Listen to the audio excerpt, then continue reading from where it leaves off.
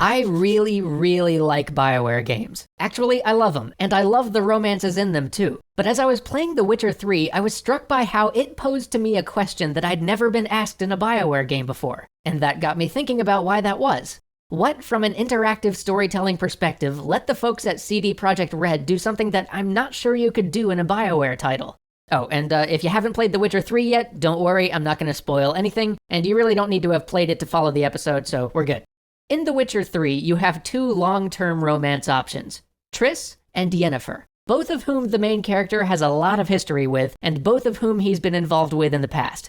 His relationship with Yennefer is tumultuous, burning, in some ways self-destructive, but always passionate. His relationship with Triss is more tragic, but gentler and less destructive. And now the player has to choose between them.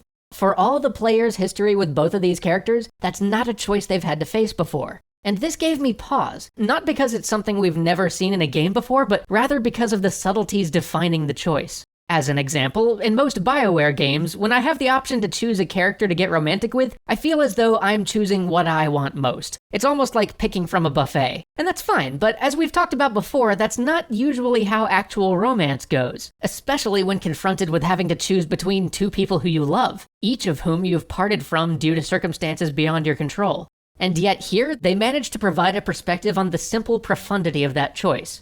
In The Witcher, Geralt's relationship with each of these women represents something in himself. Choosing which of these relationships to pursue isn't simply about what I want as a player, but instead, on some level, it's a question of Geralt having to choose between who he is and who he thinks he wants to be.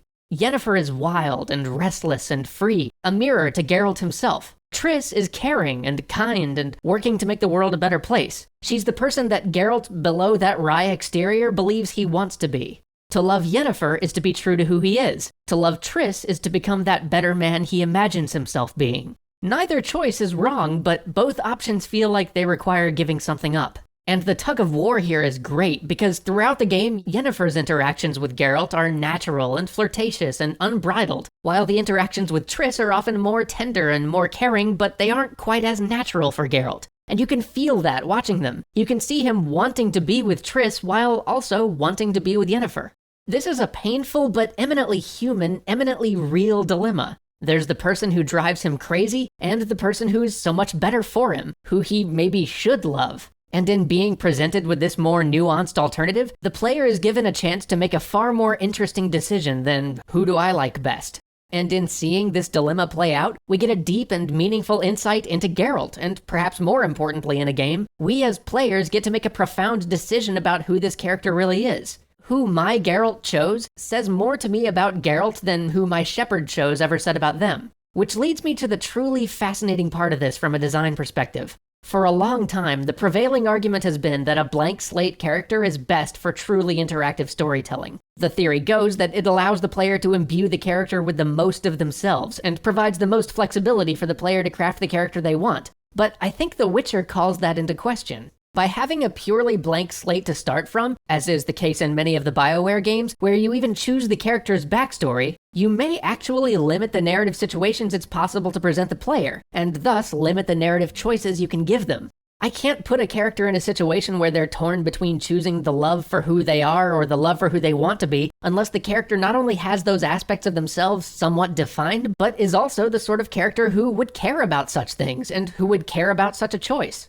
By trying to let the player make all the choices about the character, we actually eliminate many of the most nuanced and interesting choices they could make. Because the idea of letting a player make all the choices about a character is a fantasy in the first place. We've never actually done that. If we actually let the player make all the small choices that give a character, if we let them have truly unlimited choices in every situation to really create a holistic, rounded, realistic person, we'd never build a game. The character's choices would be too divergent. Too much content would have to be created. It's an impossible development task. So instead, what we actually do when we offer blank slate characters in a narrative choice game is we end up letting the player choose the broad strokes. Are they good? Are they evil? Paragon or renegade? But these choices are so broad and so divergent that they often force us into odd contortions to keep the narrative roughly the same for most players. And yet, despite all that effort, these choices don't actually define the character enough to present the player with really nuanced choices involving who their character is.